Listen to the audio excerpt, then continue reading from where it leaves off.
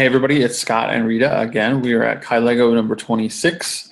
It is, I guess we'll just tell you in the present, it's June 12th of 2018, but we're Kylegoing in the future, and we're mixing some things up on Kylego number 26. So Rita's going to take it away.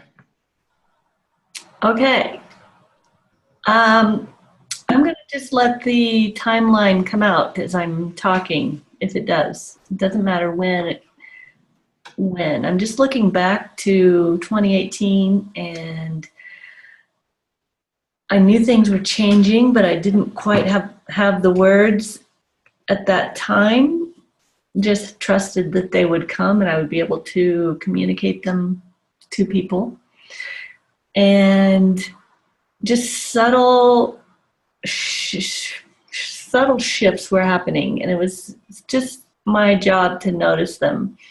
Little gifts appearing in the weather, or flowers coming up unexpectedly in my yard, or a phone call from somebody, or someone showing up saying they wanted a circle. Just gifts offered, and all we have to do is be open to them and accept and feel grateful for wherever they came from.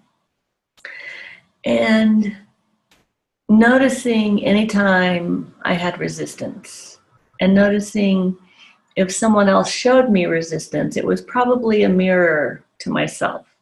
So rather than looking at their resistance, turning it back to look at my own in whatever situation that was. And that summer, just a lot of things changed effortlessly. And I just started totally believing that it can all just change immediately. I mean, I've seen it happen in my body, physical pain or ailments just disappearing. And it's all about how we feel and what we believe. And so that could happen with circumstances as well. So that was a really fun summer to just get on that ride and still be on it. And the longer I'm on it, the more I believe it, the more I see things changing immediately. And there's no trying, there's no figuring things out. All I have to do is notice. And I'm really good at that. So I've always been good at noticing. So what's changed is my belief that I then have to do something about the thing that I notice. And that's just changed my whole existence. So many things have just grown out from that one change.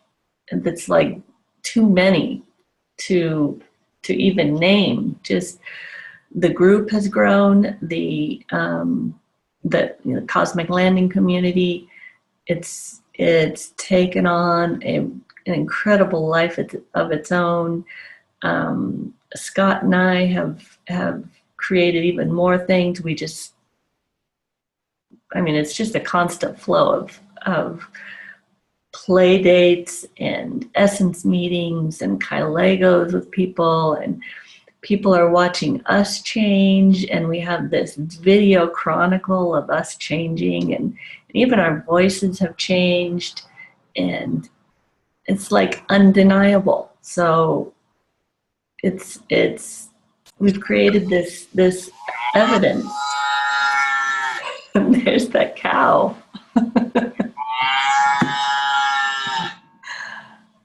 Couldn't resist. Yep, that's good. Actually, I forgot to change the ringtone. Mm-hmm. And Sharon was going to come. Yeah. Wow, interesting. Good. So I will supercharge that while I've Okay. got it fresh as I get the technology going.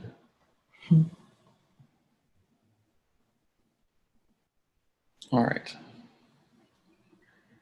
So Rita has been really getting in tune lately with this idea of allowing rather than resisting, this allowing and noticing.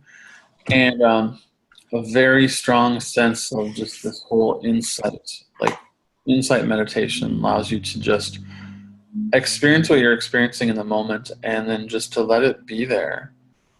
And it's almost as if she's kind of naturally embodied this insight meditation thing without even having to discover it or place a name on it or study it, which has been really great to see, because a lot of times people will just want to, this is, I've noticed this, so this must mean this. And even in the New Age community, this is you notice a spirit being, and so it must mean this. But Rita's just thrown that out and said, no, I'm just noticing, and I'm letting that noticing hit me in places to where I can feel feelings and just be a space to feel feelings, or a space that I can release a story. It's not about placing definitions on or limitations on an experience. It's that natural, flowers come up in her yard, and she senses that and she allows that to just penetrate her. It's this more of living in the present rather than living in the future. Like, what if it rained today and then tomorrow everything died? It's not even that kind of a feeling. It's just that there's rain today, and this is good because it's today and it's happening in the moment. So so many people also in our group are picking up on that too. They're realizing that they live in the future so much, and that there's been like a little chatter recently about let's try for a day just to live in the day for the present without talking about future. And what would that be like? And so some people have gotten that along, and people realize how difficult it is for them or for us. But Rita just lets it go, and she is kind of the pro at living in the moment and just letting those feelings happen. And so it's been a really great example as we do our essence meetings and as we do our play dates of like, we don't have to control an outcome. We can just let an experience unfold and say we were part of an experience. We can say it in the past, or we can Kylego about that experience in the future if we need to like put structure to it. But we don't have to like put anticipatory structure to anything that we feel, anything that we experience in the moment, because it's there for us, and we can integrate it into a subconscious introverted self rather than this super conscious doing achievement self. And so those kinds of things have really helped people integrate experiences.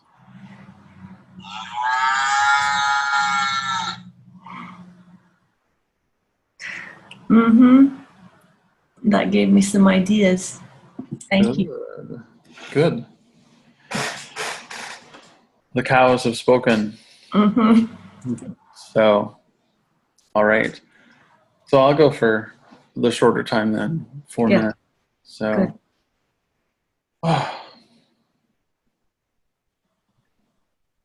Okay, so it's a year from now. Well, it's a year from when we Kylego'd in June, and I've moved already. And I remember back then there was a little turning point that I had about moving and jumping, and my net would appear.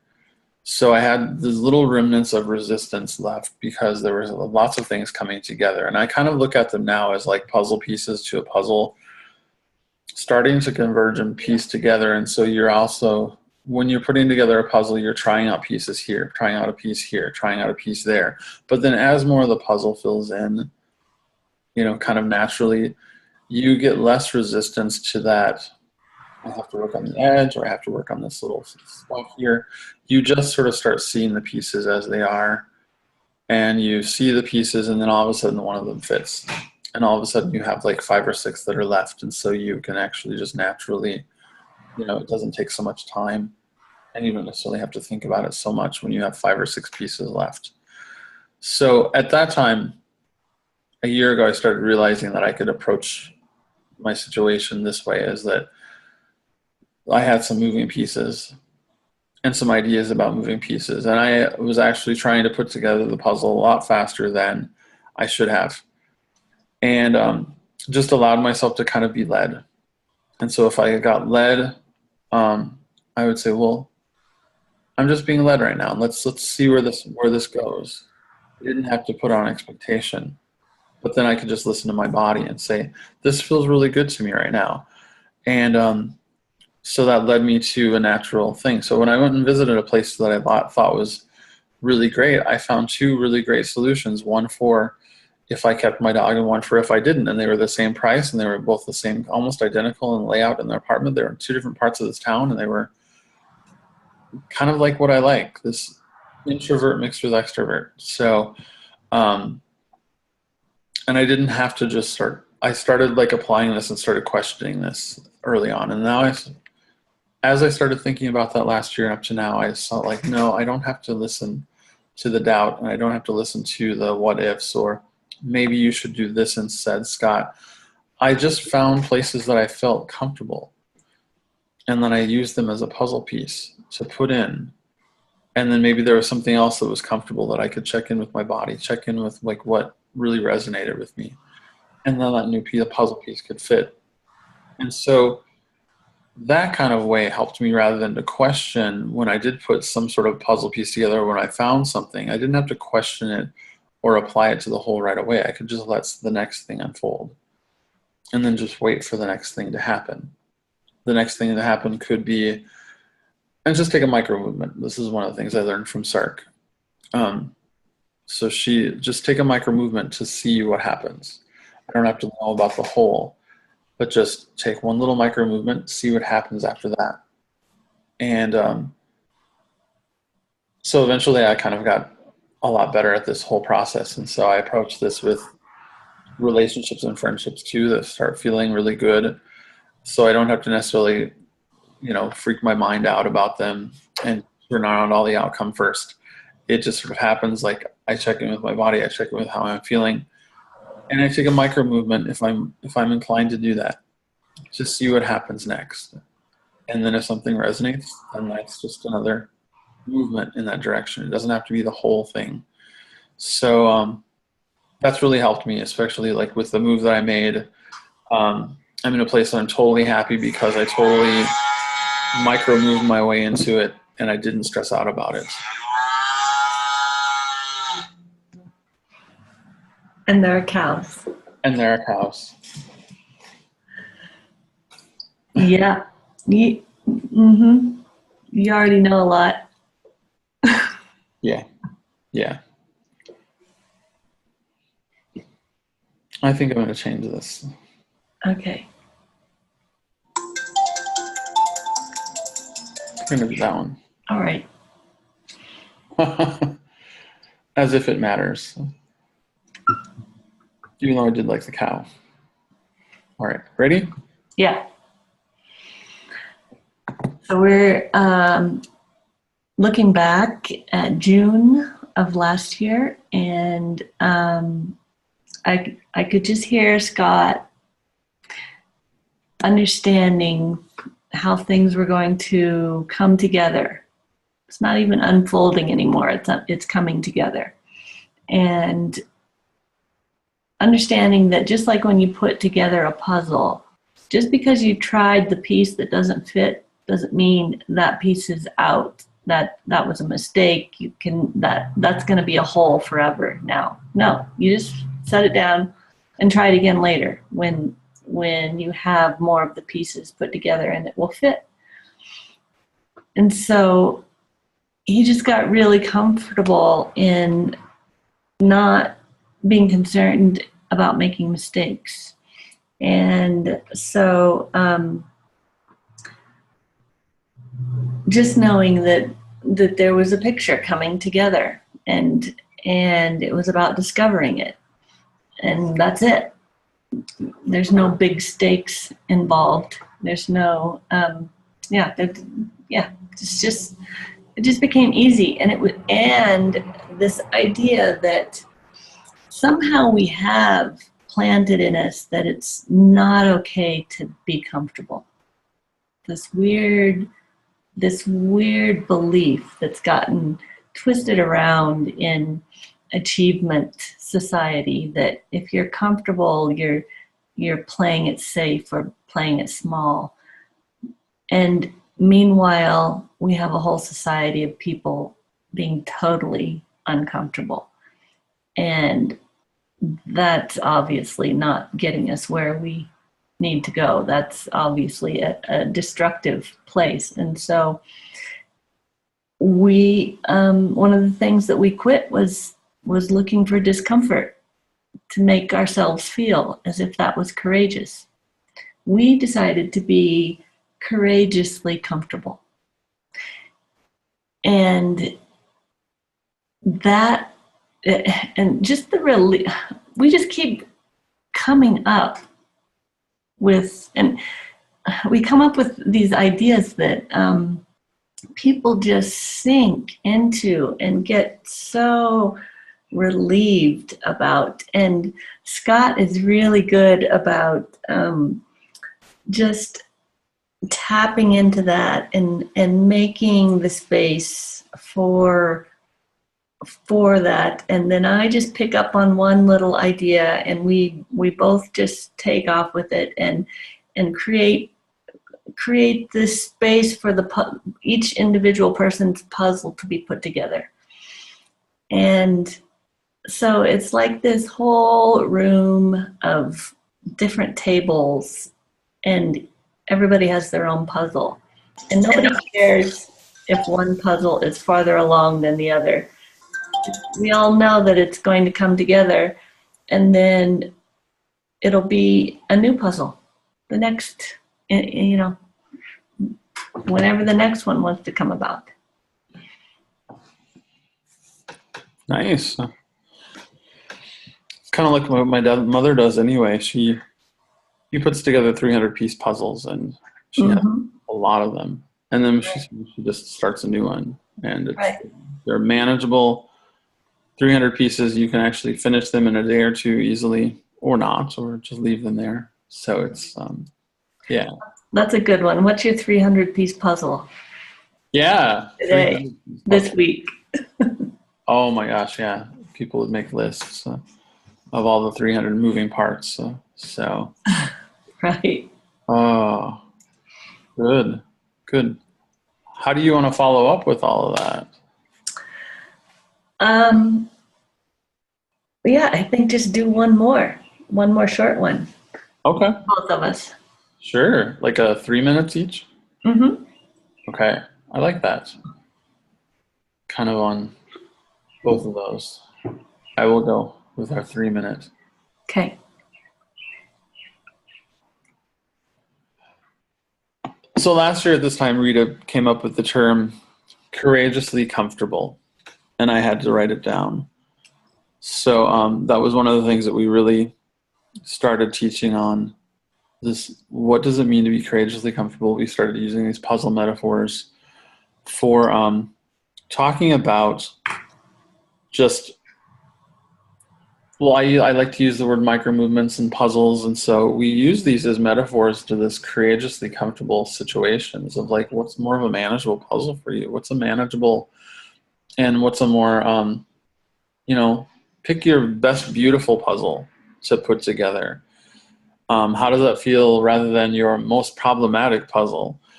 So, and when folks stepped into like their most beautiful, wonderful puzzle that they could put together, they started playing. And, even if they like got a few things together and they started seeing an outcome of a picture of their life, of a situation, they could still in that sort of situation know, this is like my amazing puzzle. This is my most beautiful, amazing puzzle. It isn't my stressful, crazy, do it or don't do it puzzle. This is my amazingly courageously comfortable puzzle. And when people started looking at that a little more closely and reframed that the situations in our lives don't have to be the situations that we have these dichotomous extremes of make or break us, or that we have to solve this before a certain time. We can just let our most amazing intuitive puzzle take shape. And we can also think that there's also a hand helping us in this most amazing, impossible puzzle. And when I say most amazing, impossible, it's just like most amazing, crazy, impossible, probably possible dream kind of puzzle. And so when people started looking at it that way, they really couldn't fail because it was joyous, it was playful, and they wanted the process to keep going.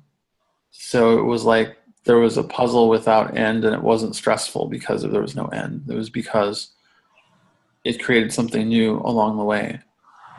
And then new pieces presented themselves, and new parts of people's stories started to present themselves to themselves. And so things just unlocked other things in folks where they thought, I haven't felt this way in years. I haven't felt this feeling in years. I haven't felt that this could be a possibility. So they're really reframing this into like the most courageous puzzle and the most courageously courageous, comfortable, impossible dream puzzle. It helped people feel a lot more comfortable. I like it. I got a lot of images with that. Good. Mm-hmm. I like this method, this following up after we've kind of like culminated with some ideas. So. Mm-hmm. All right. And I've written that down, courageously comfortable. Yeah, I did too. All right. Do you want to go for 3 minutes? Okay. Go. As we started using the puzzle metaphor, I was feeling like we were all maybe kindergartners, and we could start in kindergarten, and that would be just fine. Not only fine, but adorable and wonderful and playful, and no one can go into a kindergarten class and not just fall in love with all of the learning that's going on in there, and the curiosity and the bright eyes and all of the tools that are in that room for these little souls to learn from. And so we started choosing our own puzzle that was age appropriate for where we were in our development. And we could feel, and everybody in the community could feel almost like there was a hand coming down to like turn the each piece in a different way so that we could see the shape where it needed to fit in to make that next part of the puzzle come together, so that we could then find all the rest. And guidance about how sometimes when you do the surrounding, the edges, then the rest of the puzzle comes together more easily when you start at the edges. So you don't have to know the whole picture at the beginning.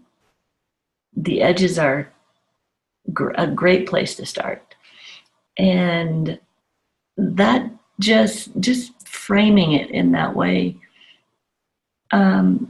just made it more powerful and easy for everyone to accept just knowing the next step and not knowing how everything had to come together at once. And we started to really understand the power of the metaphors and trust what was being really delivered through the Kylegos. And then we started doing Kylegos with other people in the community, and they just would take off from there. And half the time we wouldn't even hear from them again for another week or two, because they were just in their path doing what they needed to do. And then they would chime in the community a little bit later and tell us everything that had gone on. So just the one little thing of the puzzle metaphor changed lives. I like it. Yeah.